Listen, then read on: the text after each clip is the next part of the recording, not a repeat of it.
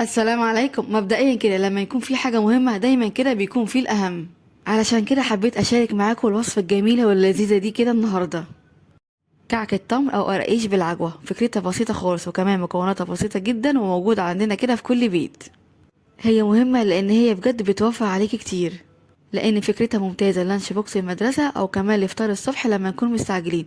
أحلى فطار كده مع كوباية شاي بحليب وبألف هنا. والأهم بقى إن كل مكوناتها كده مغذية جدا لينا ولأولادنا. تعالوا بقى نبدأ بوصفتنا الحلوة دي كده النهاردة على طول علشان نشوف مكوناتها وكمان طريقة تحضيرها. بس قبل ما نبدأ، لو شايفين ان فعلا الفيديو النهاردة مهم وكمان حسيتوا ان انتوا استفدتوا منه حتى لو حاجة بسيطة، ما تنسوش بقى اللايك والشير للفيديو الجميل ده كده على طول علشان يوصل لأكبر عدد من الناس، وكمان الاشتراك في القناة لو لسه مش مشتركين علشان يوصل ليكم كل جديد. تعالوا بينا نبدأ. هنسمي الله. اول حاجة نبدأ نجهزها. معايا هنا كوباية الا ربع من الحليب او اللبن، والحليب هنا كده يا جماعة هيكون دافي كده حاجة بسيطة. هضيف عليه معلقتين كبار من السكر، ومعايا كمان معلقة صغيرة كده من الخميرة الفورية. هقلبهم بقى كده كويس جدا لحد ما اتاكد كده ان السكر ده معانا تماما. هبدا بقى اغطيهم واسيبهم كده على جنب لحد الخميره بتاعتنا ما تبدا تتفاعل. تعالوا بقى نشوف هنعمل ايه تاني. معايا هنا طبق عميق اضيف فيه معايا هنا نص كيلو من الدقيق. هناخد بقى الدقيق بتاعي يا جماعه كويس جدا، وكمان مستخدمه النهارده دقيق متعدد الاغراض او الاستخدامات. هضيف عليه معلقه كده صغيره من بيكنج باودر، وكمان رشه بسيطه كده جدا من ملح. هنجيب بقى المعلقه ونقلبهم بقى كده كويس جدا. هبدأ بقى اضيف على الدقيق معايا هنا نص كوباية من السمنة السايحة، يا دوب كده مسيحاها حاجة بسيطة. ضايفة عليهم كمان ربع كوباية من الزيت، وممكن هنا كمان نستخدم المقدار كله سمنة لو احنا حابين. هنقلب بقى السمنة مع الدقيق والزيت كويس جدا زي ما حضرتك كده شايفين معايا، لحد كده ما الدقيق كله يتغلف كده بالسمنة مع كويس جدا. هنستمر بقى في التقليب بالشكل ده لحد كده ما نتأكد ان كل حبيبات الدقيق اتغلفت بالسمنة كويس جدا. في المرحلة دي بقى بعد ما اتأكدنا ان الدقيق بتاعنا اتغلف بالسمنة كويس جدا، هنبدأ بقى نبثه بين ايدينا كده بشكل بسيط. عارفين هنا زي فكرة كده بس كحك بالظبط، بس هنا مش هنبالغ كده فيها كتير. يعني هنبسها هنا حاجة كده بسيطة علشان القرقيش بتاعتنا بعد التسوية تطلع معانا كده هشة وخفيفة. بعد ما وصلنا للمرحلة دي ان هي بقت معانا كده زي حبوبات الرمل المبلول، هنبدأ بقى نجيب الحليب والخميرة اللي احنا جهزناها قبل شوية ونبدأ نعجن بيهم. انا ضفت مقدار الحليب كله اللي هو مقدار كوباية الا ربع من الحليب على نص كيلو من الدقيق لان كان مناسب جدا. او بقى ما نضيف الحليب على الدقيق احنا بس هنلم كده المكونات مع بعض، يعني مش هنعجن، مجرد بس بنلمها كده مع بعض لحد كده الدقيق بتاعنا يختفي في المواد السائله زي ما حضرتك كده شايفين معايا. بس انت لو وصلت للمرحله دي وحسيت ان العجينه بتاعتك محتاجه شويه من السوائل، ممكن تضيفي لها كمان حبه من الحليب او الميه، لان طبعا زي ما احنا عارفين في دقيق كده بيحتاج سوائل اكتر ودقيق لا. بس انا عندي هنا المقدار ده كان مناسب جدا. وده كده هيكون شكل عجينة القراقيش معايا من قريب. بجد ما شاء الله عجينة طرية ولينة بالشكل ده. اغطيها بقى كده واسيبها حوالي 5 دقايق ترتاح قبل ما ابدأ اشتغل فيها.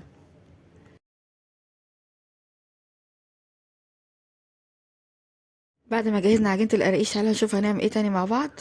معايا بقى الحشوة الجميلة اللي احنا هنستخدمها النهاردة في حشو القراقيش بتاعتنا. معايا هنا نص كيلو من التمر. هنجيبه كده من عند اي عطار، وابدأ كده اضيف له معلقتين كبار من السمنة السايحة وكمان معلقة كده كبيرة من السمسم. السمسم هنا يا جماعة اضافة اختيارية، ممكن تضيفيه او لا زي ما انت عايزة. هعجنها بقى كويس جدا بالسمنه لحد العجوه بتاعتي ما تبقى طريه ولينه علشان اقدر اشكلها زي ما حضرتك كده شايفين معايا. ناخد بقى كده جزء من العجوه ونبدا نبرمه كده بشكل بسيط زي ما حضرتك كده شايفين. السمك هنا بقى زي ما انت عايزه، يعني ممكن تخليه سميك عن كده او رفيع عن كده زي ما انت عايزه. هجهزهم بقى بس بعد كده نغطيهم علشان العجوه بتاعتنا ما تنشفش معانا. وده كده هيكون شكل العجينه بعد ما سبتها ارتاحت كده حوالي 5 دقايق.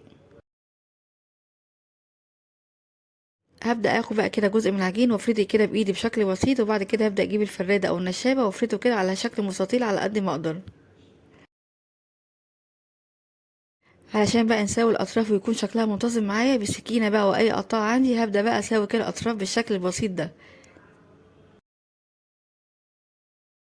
والاطراف الزياده يا جماعه اللي احنا بنشيلها دي احنا بنرجع كده نشكلها تاني، بس اهم حاجه سيب العجينه بتاعتك ترتاح شويه.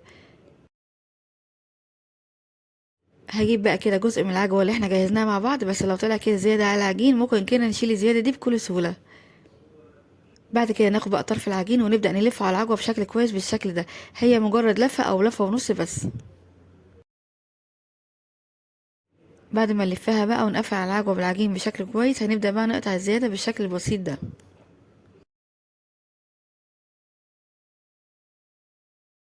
هكمل بقى بنفس الطريقه كده كل كميه العجوه اللي موجوده معايا. يعني هناخد كده جزء من العجوه اللي احنا مجهزينه ونحطه كده على العجينه ونقفله كده بشكل بسيط.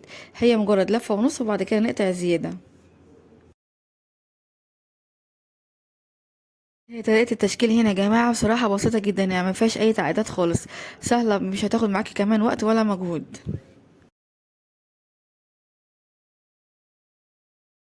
هكمل بقى العجينه القرقيش الموجوده معايا بنفس الطريقه كده وارجع لكم.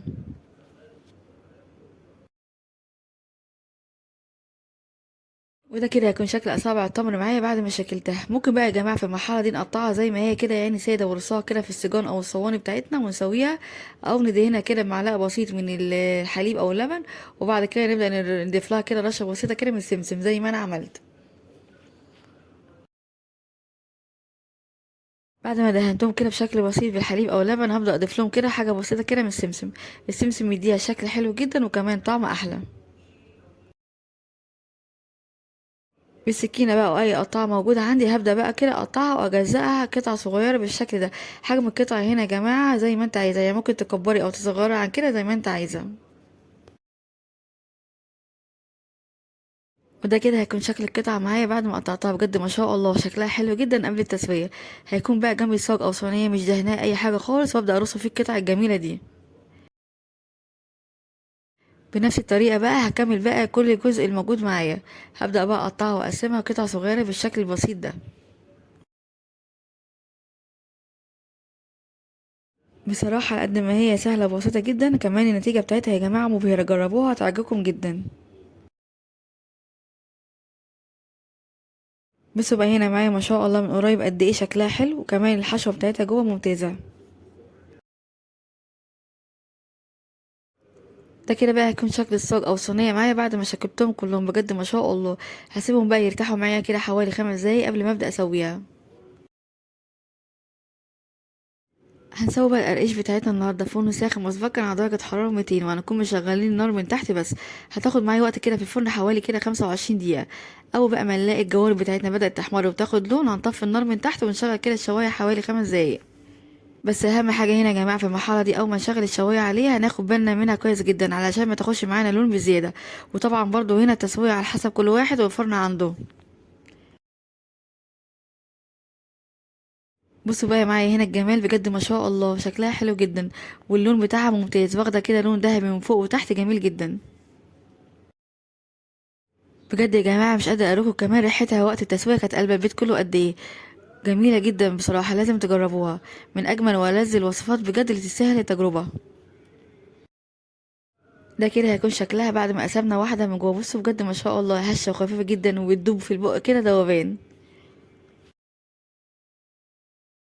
بجد من اجمل الوصفات اللي ممكن تجربوها. طريقتها سهلة جدا وكمان مكوناتها اقتصادية. والاحلى بقى ان هي كده معمولة في البيت، يعني موفرة معاكي كتير. وكمان نص كيلو دي عمل بجد معاكي كل الكمية دي. بجد ما شاء الله شكلها وطعمها رائع جدا، واحلى بكتير من احنا بنشتريها من بره. جربيها وهتعجبك. يلا بقى بسرعة كده جربوها بنفس الطريقة ونفس الخطوات وإن شاء الله هتعجبكم. هسيب ليكم مقادير الوصفة كلها مكتوبة في الوصف تحت الفيديو. وبالهنا والشفا مقدما لكل هيجربها.